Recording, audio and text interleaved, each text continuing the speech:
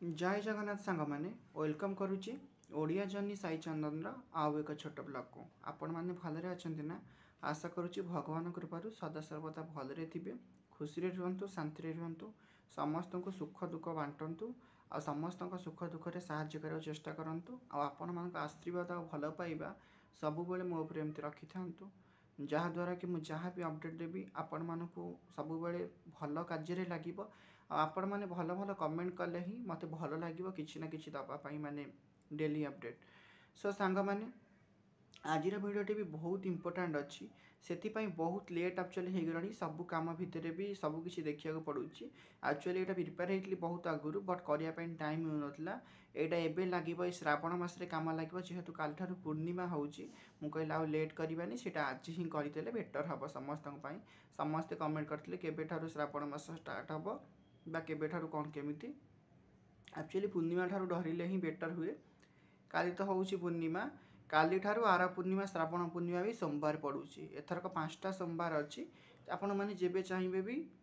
माने जल लगी करें ता भर जो इम्पोर्टाट टॉपिक मुझे रखी जहाँ भी आपण मैंने स्क्रीन में देखिपे शिवंकर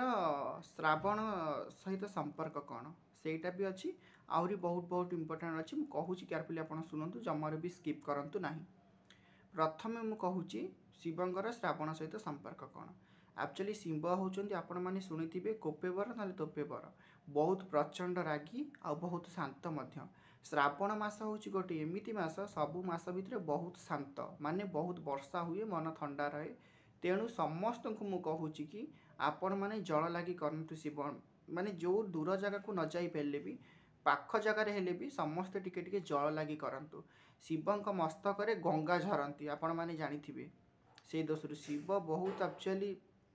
बहुत माने जहाँ कहती बहुत माने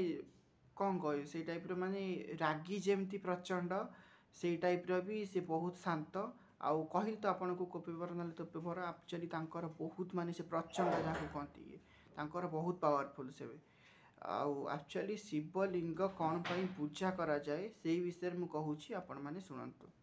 शिवलिंग कहीं पूजा करा जाए ना शिवंकर प्रथम जो पत्नी थिले तांको माता पार्वती पूर्वर सती बेली ना जड़े थे आपड़ जानी सती बेली थिले राजा दक्ष प्रजापति गोटे यज्ञ होता से यज्ञ को सेमाने समस्ते आसी जेहेतु से सतींकर कौन माने किछि इश्यू भी कौन है से यज्ञ से भस्म हो गले सती जेहेतु भस्म हो गले शिव प्रचंड रागिकी प्रचंड माने रागी जाइकी से जगार एमती तांडव लीला करथिले जे जहाँद्वारा देहरे जो थाए जो वस्त्र कौन सी वस्त्र रही नाला संपूर्ण उल्लग्न हो जाइए जहाँद्वारा राजा दक्ष प्रजापति जो पत्नी थिले सी माने कही थिले कि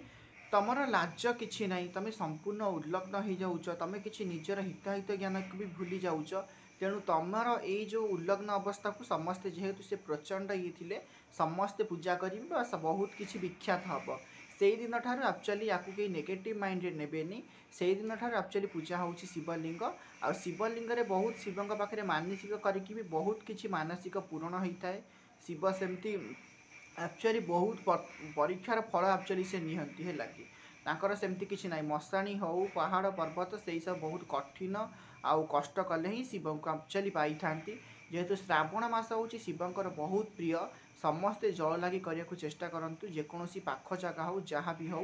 से जगार चेष्टा करूँ आपण मैंने जमती जहाँ आपण मैंने चारे रहीपर सेमती करें नॉनभेज छाड़ू कई भी पियाज रसुण छाड़ती कई सेविंग हमें बहुत किसी रही है जी जमी पाइपर सेमती कर बट काली ठार पूर्णिमा ठार स्टार्ट हो शिवंकर व्रत सेटा एक्चुअली मोर कहिबार रीजन थिला आशा करी आपण मानकर जो डाउट थी लिंग जो कौन पाई शिवंकर पूजा हुए बा केबेठारु श्रावण मास स्टार्ट हो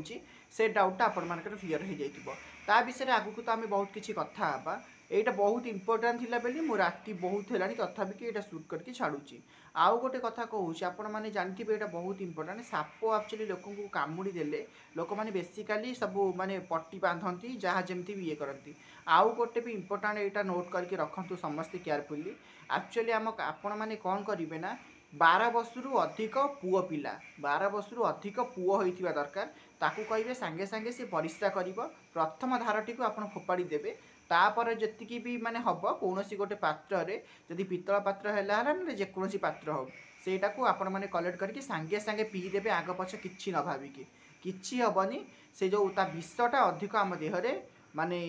ଇନକ୍ରିଜ୍ ଯେଉଁ ହେଇଯିବ, ଜଲ୍ଦି ଜଲ୍ଦି ସେଇଟା ଯେଉଁ ଦେହରେ ଚରିଯାଏ, ସେଇଟା ହେବନି। ଏଇଟା ବହୁତ ବେନିଫିଟ୍ ଦେଇଥାଏ। ଏଇଟା ଆକ୍ଚୁଆଲି ବହୁତ ଗୋଟେ ଯୋଗମାଳା ବହିରେ ଅଛି, ମୁଁ ପଢ଼ିଥିଲି। ଆପଣମାନଙ୍କ ସହିତ ଆଜି ଯେହେତୁ ଶିବଙ୍କ କଥା ମନେ ପଡ଼ିଲା ସେଇଟା ସେୟାର କଲି। ଶ୍ରାବଣ ମାସ ତ ଏବେ ଚାଲିଲା, ଶିବଙ୍କ ବିଷୟରେ ବହୁତ କିଛି ଆମେ କଥା ହେବା ସାଙ୍ଗମାନେ। ଆଜିର ବ୍ଲଗ୍ଟି ଏଇଠି ଏଣ୍ଡ କରୁଛି। ଆଶା କରିବି ଭିଡ଼ିଓଟି ଆପଣଙ୍କୁ ବହୁତ ଭଲ ଲାଗିଥିବ। ଆପଣମାନେ ବହୁତ ତାକୁ ଅଧିକରୁ ଅଧିକ ମାତ୍ରାରେ ସେୟାର କରିବେ। ସବସ୍କ୍ରାଇବ୍ ତ ଆପଣମାନେ ନିଶ୍ଚିନ୍ତ କରିବେ, ଯେହେତୁ ଆପଣମାନେ ମୋ ପରିବାର ହୋଇସାରିଛନ୍ତି। ଆପଣଙ୍କ କମେଣ୍ଟ ଅପେକ୍ଷାରେ ମୁଁ ରହିଲି। କାଲି ଦେଖା ହେବ ଆଉ ଏକ ଛୋଟ ବ୍ଲଗ୍ରେ।